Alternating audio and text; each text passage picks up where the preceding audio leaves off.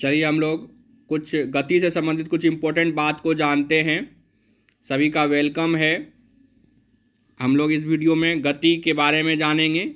गति और विराम अवस्था में क्या अंतर है ये सब समझेंगे। हम लोग आगे बढ़ेंगे तो धीरे धीरे क्वेश्चन करेंगे। तो सबसे पहले आप चैनल को सब्सक्राइब कीजिए और इसे शेयर कीजिए। और कुछ भी एक्स्ट्रा बात जानने के लिए आप इस नंबर पे, पीछे वाले नंबर पे आप संपर्क कर सकते हैं। ओके, ये वाला नंबर जो है 8340722805 पे आप संपर्क कर सकते हैं।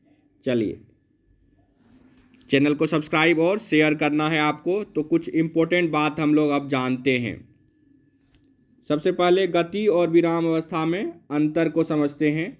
विराम अवस्था में क्या होता है? वस्तु का स्थिति समय के सापेक्ष में परिवर्तित नहीं होता है। वस्तु का स्थिति स्थिर रहता है। वस्तु का स्थिति क्या होता है? स्थिर होता है। याद रखेंगे।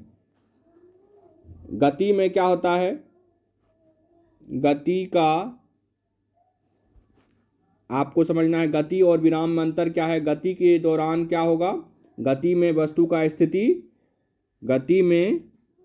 का स्थिति नियमित रूप से परिवर्तित होता है। नियमित रूप से परिवर्तित होता है समय के सापेक्ष में। याद रखेंगे। गति के दौरान हमें कुछ भौतिक राशि जैसे कि दूरी, विस्थापन, चाल, वेग, त्वरण आदि प्राप्त होता है। तो चाल क्या है और दूरी कैसा राशि है? चाल और दूरी दोनों अदिश राशि है। याद रखेंगे। दूरी का मात्रक क्या होता है? मीटर। चाल का मात्रक मीटर पर सेकेंड। विस्थापन सदिश राशि है। विस्थापन का मात्रक क्या होगा? मीटर होगा। और वेग का मात्रक क्या होगा? मीटर पर सेकेंड। और राशि कैसा है? ये वेग सदिश राशि है। त्वरण सदिश राशि है। याद रखेंगे। त्वरण का मात्रक क्या होगा? मीटर पर सेकेंड -2। मीटर सेकेंड -2 त्वरण का मात्रक। चलिए धीरे धीरे आगे भी जानेंगे और बातों को। तो हम लोग स्टार्ट करते हैं धीरे धीरे। ओडोमीटर मापता है। किसको मापता है? चाल को, दूरी को, समय को, औसत चाल को। तो ओडोमीटर किसको मापता है? दूरी को। याद रखेंगे। ओडोमीटर किसको मापता है? दूरी को। दूरी को दर्शाता है। दूरी। ओडोमीटर दूरी को दर्शाता है। ओडोमीटर दूरी को, चाल को नहीं, समय को नहीं, औसत चाल को नहीं, दूरी को। हम लोग इस टाइप से पढ़ेंगे कि याद हो जाए हम लोगों को। प्रश्न का उत्तर कहीं भी देखेंगे तो हम लोग भूलेंगे नहीं। उसको देखते ही देरी, ऑप्शन को देखने की जरूरत भी नहीं पड़ेगी। आपको याद रहेगा पूरा फैक्ट आपको। ओडोमीटर यंत्र है जो किसको नापेगा, किसको दर्शाएगा, किसका मापन करेगा? दूरी को। किसको? दूरी को। चलिए आगे देखते हैं। अब अगला प्रश्न क्या है?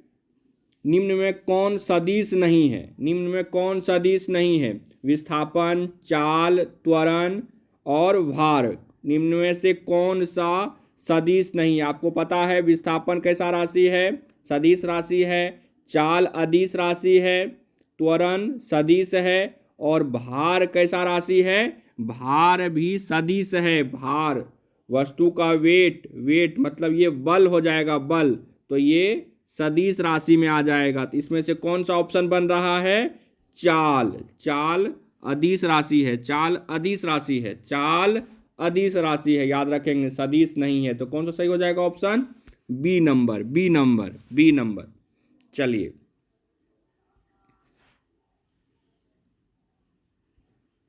आगे देखते हैं। अगला सवाल क्या है? वृत्तीय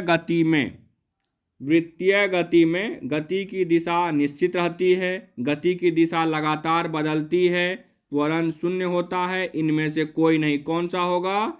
ये बी नंबर सही है। बी नंबर ऑप्शन सही है। गति की दिशा इसमें निश्चित नहीं रहती है, बदलती है। गति की दिशा बदलती रहती है लगातार।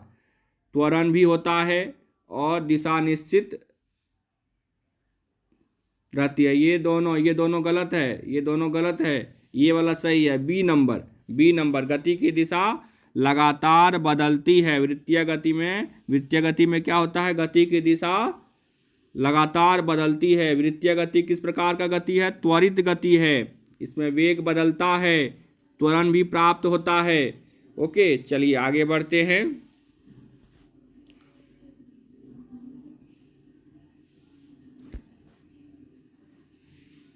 हाँ, यहाँ पे थोड़ा सा यहाँ पे एक मिस्टेक है। बल, बल एवं विस्थापन दोनों क्या है, सदिश राशि है। ये लिखा हुआ है बल एवं विस्थापन दोनों सदिश राशि है। तो कार्य जो बल एवं विस्थापन का गुणनफल है वो कैसा राशि है, कार्य किस प्रकार का राशि है। ऑप्शन क्या है, सदिश, अदिश, न तो सदिश न अदिश, केवल केवल केवल, ये गलत ऑप्शन है, नन ऑफ दीज रख लीजिए इसको, इनमें से कोई नहीं। तो क्या हो जाएगा बताइए, सदिश, अदिश, कौन सा हो जाएगा राशि, ये अदिश राशि। कार्य कैसा राशि है, बी नंबर सही ऑप्शन, अदिश राशि है। कार्य अदिश राशि है। बल और विस्थापन दोनों ही सदिश है, लेकिन जो बल है और विस्थापन है उसके गुणनफल से जो प्राप्त हुआ है कार्य, वो हो जाता है अदिश। कार्य अदिश हो जाता है। कार्य का मान ऋणात्मक, धनात्मक हो सकता है, शून्य हो सकता है, याद रखेंगे आप। कार्य अदिश राशि है, कार्य अदिश राशि है।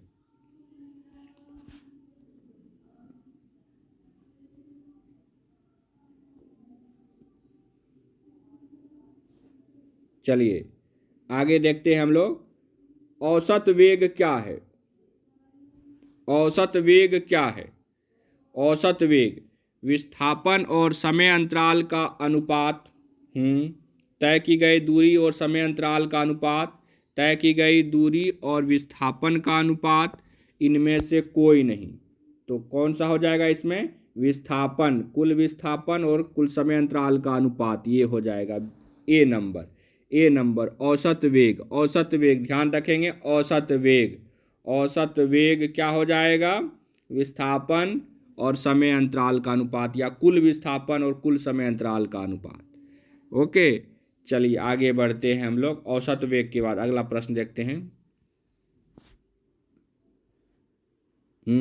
अगला प्रश्न क्या है, निम्नलिखित में कौन सा समूह सदिश राशियों का समूह है। सदिश, इनमें से 3-4 ऑप्शन है आपको, देखिए कौन छाटिए इसमें से कौन सा सदिश राशि का समूह है।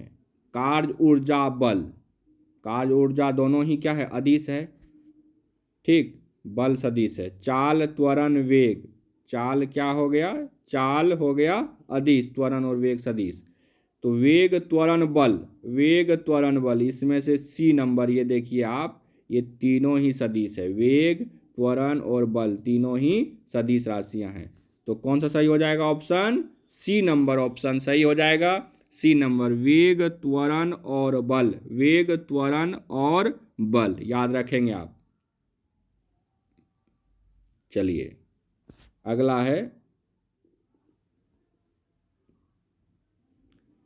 निम्न में पहचाने की त्वरण का मात्रक कौन सा है। ये तीनों नहीं होगा, तीनों नहीं होगा। मीटर है, मीटर, किलोग्राम, किलोमीटर, त्वरण का मात्रक ये नहीं है, तीनों नहीं होगा। तो ऑप्शन कौन सा सही हो जाएगा, डी नंबर, क्या हो जाएगा, metre second minus 2, metre second minus 2, metre second minus 2, त्वरण का मात्रक क्या हो जाएगा, मीटर सेकेंड माइनस 2 या मीटर पर सेकेंड स्क्वायर, मीटर पर सेकेंड स्क्वायर, मीटर पर सेकेंड स्क्वायर, याद रखेंगे, याद हो जाएगा हम लोगों को, इस प्रकार से पढ़ेंगे। चलिए अगला प्रश्न देखते हैं।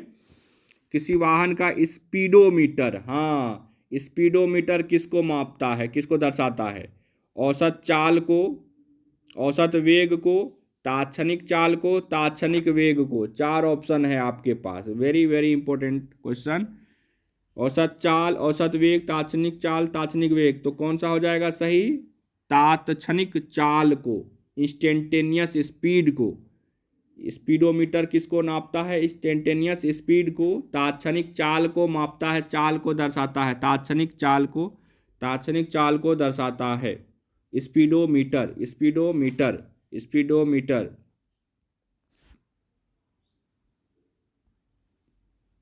हाँ, ऋणात्मक त्वरण क्या कहलाता है, त्वरण, मंदन, चाल, विस्थापन, कौन सा हो जाएगा, बी नंबर, कौन सा, ये मंदन कहलाएगा, मंदन, मंदन, मंदन, याद रखेंगे, मंदन। ऋणात्मक त्वरण क्या होता है, मंदन, मंदन, मंदन, याद रखेंगे, ऋणात्मक त्वरण, ये सब फैक्ट है, मंदन को दर्शाता है, मंदन को। तो कुछ फैक्ट को भी हम लोग दे दिए हैं क्वेश्चन के रूप में। ओके, चलिए आगे बढ़ते हैं, देखते हैं। एक समान गति की अवस्था में त्वरण क्या होता है? त्वरण होता है क्या एक समान गति में? शून्य, धनात्मक, ऋणात्मक, इनमें से कोई नहीं। तो जब क्या होगा एक समान गति, इसका मतलब क्या हुआ, v क्या रहेगा, कांस्टेंट। तो v कांस्टेंट, तो a बराबर क्या हो जाएगा, शून्य हो जाएगा। a बराबर शून्य हो जाएगा, तो शून्य होता है। याद रखेंगे, एक समान गति की अवस्था में त्वरण क्या होता है, शून्य हो जाता है। एक समान गति की अवस्था में त्वरण का मान शून्य, त्वरण नहीं होगा कुछ भी, शून्य प्राप्त होगा। चलिए आगे हम लोग अगला वीडियो में देखेंगे, अगले पार्ट में देखेंगे कुछ और बातों को। कुछ विशेष रूप से हम लोग इसमें क्या जानने की कोशिश किए हैं, गति क्या होता है, विराम अवस्था क्या होता है, दूरी और विस्थापन, इसे कौन मापता है, दूरी को कौन दर्शाता है, ओके, चाल को कौन दर्शाता है, चाल कैसा राशि है, किस प्रकार का राशि है। ओके, चलिए तो इतना बात को हम लोग जान लिए। तो सबसे पहला काम है आपको इसको सब्सक्राइब और शेयर करें, ज़रूर करें, और सभी को प्राप्त हो ये वीडियो, ऐसा आप कोशिश करेंगे सभी विद्यार्थी को प्राप्त हो जाए। ओके, चलिए तो यहाँ पे हम लोग करते हैं बाय बाय। अगला वीडियो में फिर बहुत जल्द हम लोग देखेंगे, कुछ विशेष बात को, कुछ विशेष जानकारी प्राप्त करेंगे। Thank you.